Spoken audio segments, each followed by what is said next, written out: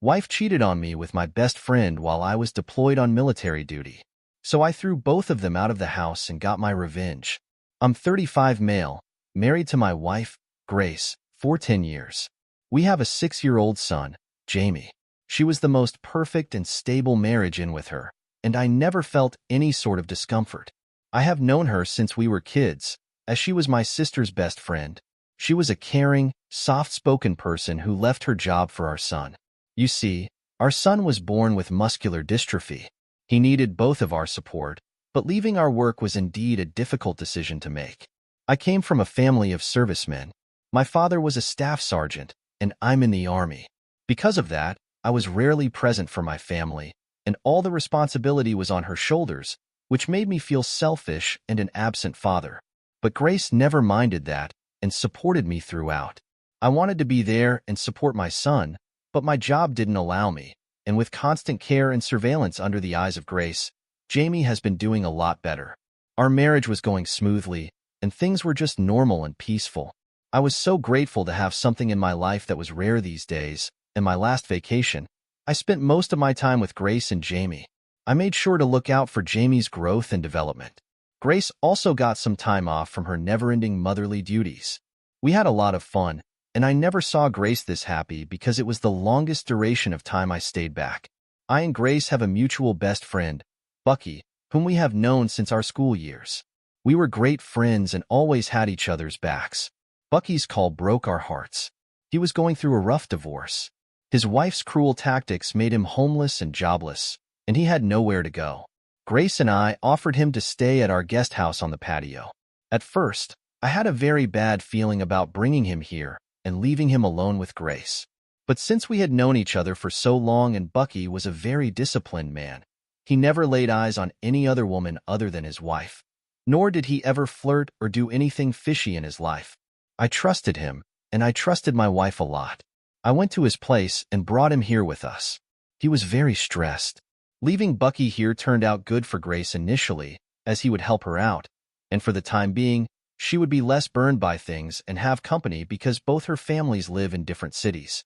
I still couldn't get my thoughts straight and kept thinking about the divorce rate in the lives of Army men, and whether leaving him at my house was a good idea or not. What if I dug my own grave? I felt disgusted of my thoughts and managed to stay calm and trust them, as Bucky needed our support. And it wasn't a favor, but the responsibility of a best friend. I and Grace talked to him and helped him manage his situation. We both asked him to stay here as long as he got his issues settled down. A week later, I got a call from the lieutenant, and I knew it was an urgent deployment call. I felt uneasy picking it up because I didn't want to leave just yet. I knew I would get a call, but not this soon. I informed Grace and Bucky. They were disappointed and wanted me there with them. Jamie was asleep, so I kissed him and left my things immediately. Throughout my journey, I kept wondering if I had made the right decision, and with all honesty, I didn't. Things went down the drain after I was deployed. You make your decision on the basis of how trustworthy a person is, and sometimes it's unpredictable.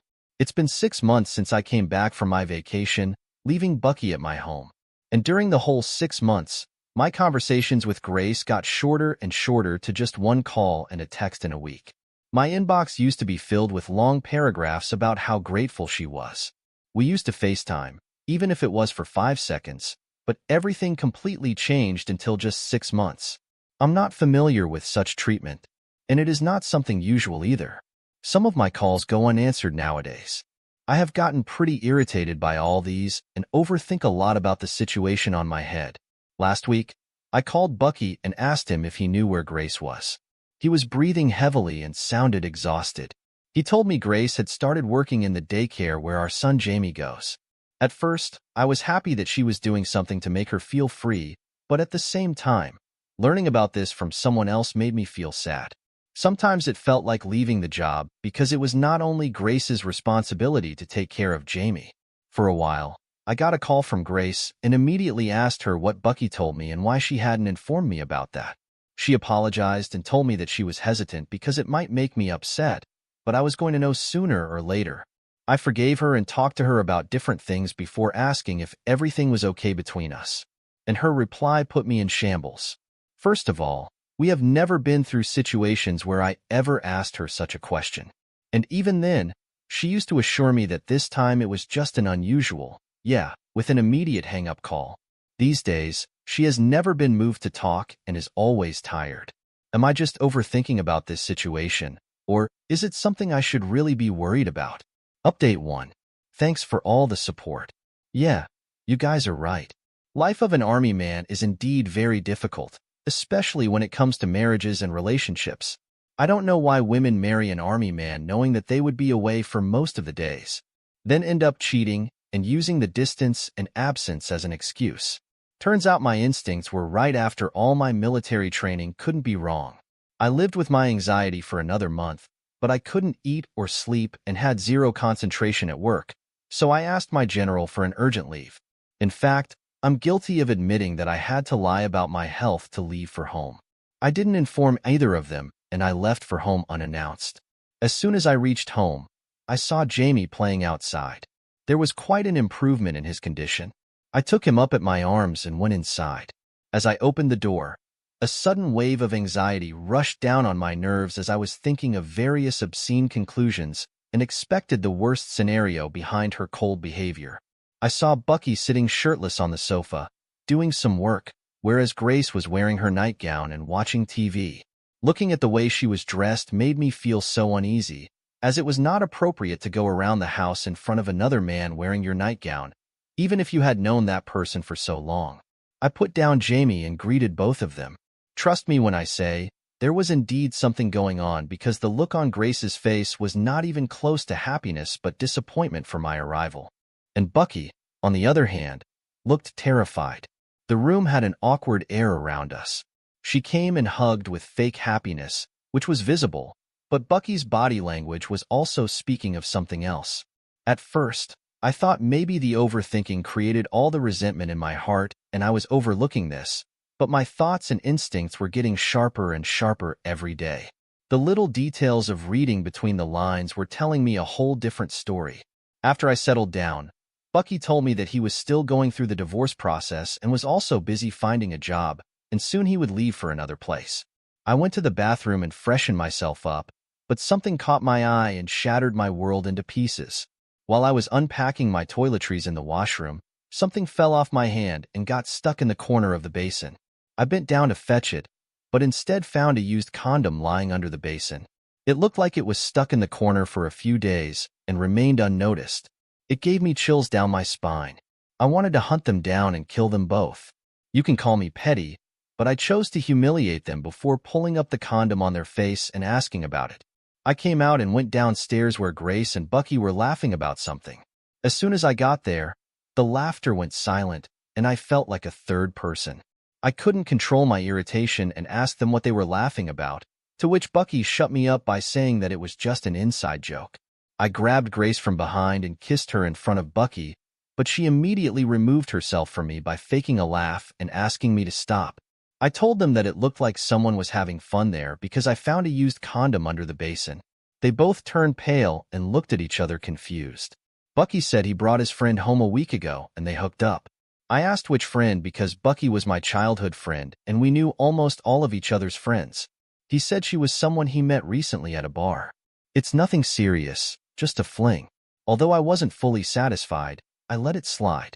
I wanted to dig out more information about them, but on the next day, Jamie suffered severe leg pain. The pain got so severe that the doctor told me that they needed to admit him for a week. I decided to spend the night with Jamie and ask Grace to go home. She wanted to stay, but her presence disgusted me. To get rid of her, I told her that I was back so I could take care of him and she could take some time off from her motherly duties.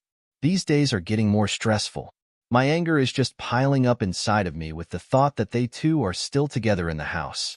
Last night, the doctor asked me for Jamie's last prescription as he wanted to check something. It was at home. I called Grace many times to send me the pictures of the prescription, but she didn't respond to my calls. It made me even more furious. And this time Bucky didn't pick up either. I had to leave Jamie alone for a while and drive home to get the prescription. I angrily walked towards the house and heard them laughing and talking. I opened the door and angrily asked Grace where her phone was and how she could be so irresponsible. They both checked her phones and said sorry it was on silent mode. I asked Grace where she got the audacity to party and enjoy while our son was going through something. She snapped back at me and told me that this was the first time I was doing something for Jamie, so I shouldn't act all responsible as she had been taking care of him for years. I told her not to play the blame game as it was both our responsibility. I went in, got the prescription, and headed outside. Grace kept asking me about what happened and if she could come with me, but I told her to enjoy herself and left with a hospital. After an hour or so, Bucky came to see Jamie, and after that we both sat on the bench. Out of the blue, he asked me if everything was okay, and I told him yes it was. Bucky tapped on my shoulder and told me that I could share anything with him and that I always had his back. He also said that I should try to understand Grace's behavior, as women do when they miss us a lot, and also that she was stressed because of Jamie. I went on to knock his head out, but I somehow controlled myself with the sake of my son. I just nodded and went inside Jamie's room. I'm just waiting for my son to get discharged before I uncover all the truth about my wife and my so-called friend. It is just so suffocating for me to swallow everything. I had to make this update to flow out my emotions. Update 2. Yeah, it's been a while because I was busy dealing with the mess. The whole week when Jamie was admitted to the hospital just went like that, and even in the hospital I kept thinking of how Grace's hair smelled like Bucky and the condom that was there. I refused to believe that Bucky had brought another woman and it was for her. The day Jamie was discharged, I was coming down from his room and I saw Bucky jokingly spanking Grace's, but while she was coming out of the kitchen. I felt so mad and nauseated that I shouted at them. They weren't expecting me to see that. In a moment of rage, I threatened to throw him out of there if he ever came close to Grace. They both looked surprised at me. Bucky apologized and went back to his room. My son had still not recovered fully. I didn't want to blow up the situation to make it difficult for him, so I swallowed my anger. When I went in my room, Grace got frustrated at me about how I talked to Bucky and that I shouldn't have talked to him like that knowing he was going through something. I remained silent and asked her if it was okay for me to just sit and watch someone spank my wife. Her eyes softened, and she told me that she was only furious about my tone and nothing else. I asked her why I let him enter inside the boundary lines and let him do something like that. She turned defensive, saying that I was claiming her to be a cheater.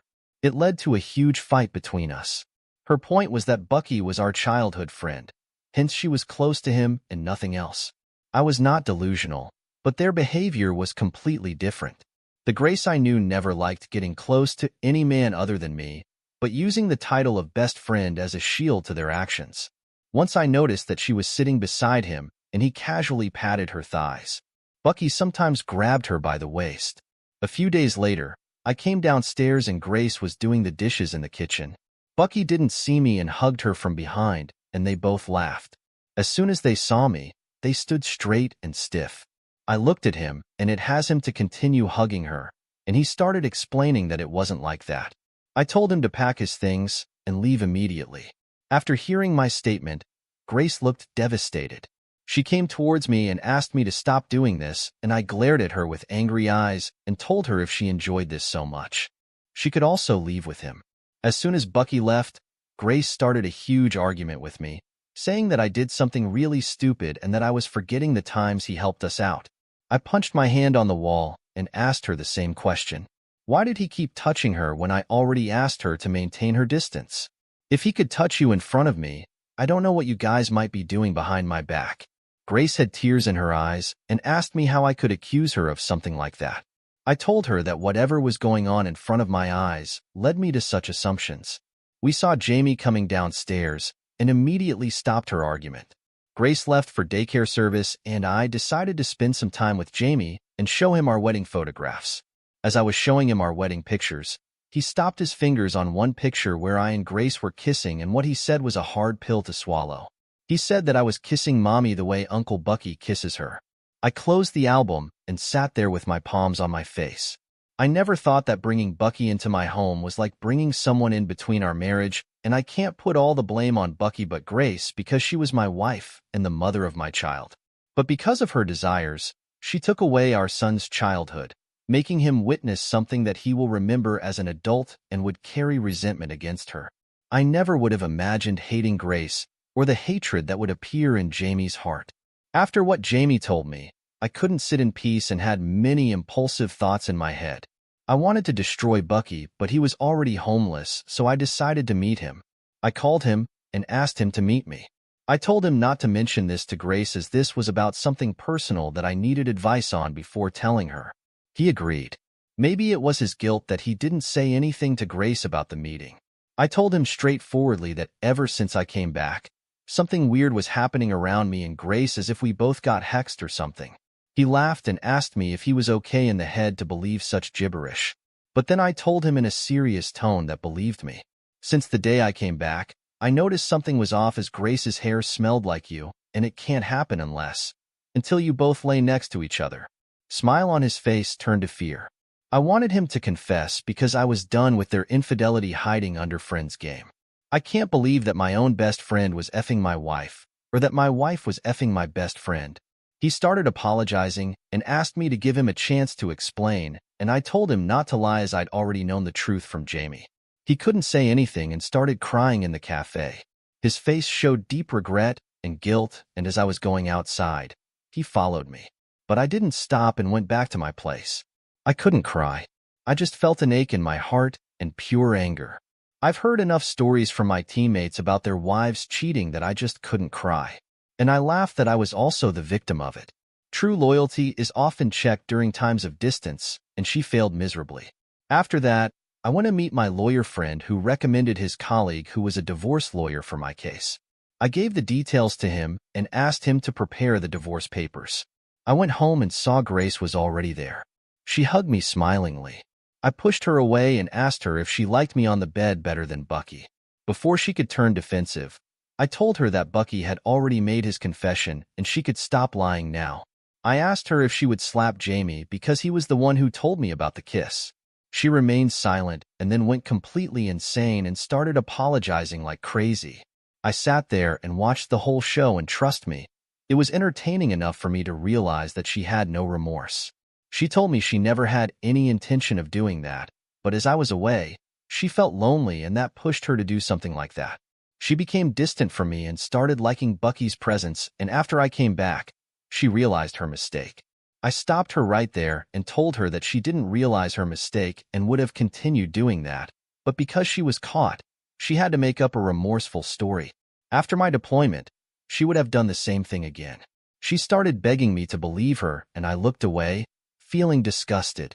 I told her that the divorce papers would be here in 5 days, and she should be prepared. She pleaded to me that it was just a one-time mistake, and at least for Jamie, can we not go to that extent? I looked into her eyes and told her that the reason behind the divorce was our son, because I couldn't let him grow up in the house where he was witnessing such things and God knows what else. She kept telling me that my decision was impulsive, but I left the place immediately. The divorce paper reached Grace in 2 days, and she signed it. Before that, there was a constant attempt from her family trying to save the marriage, but I stayed stubborn.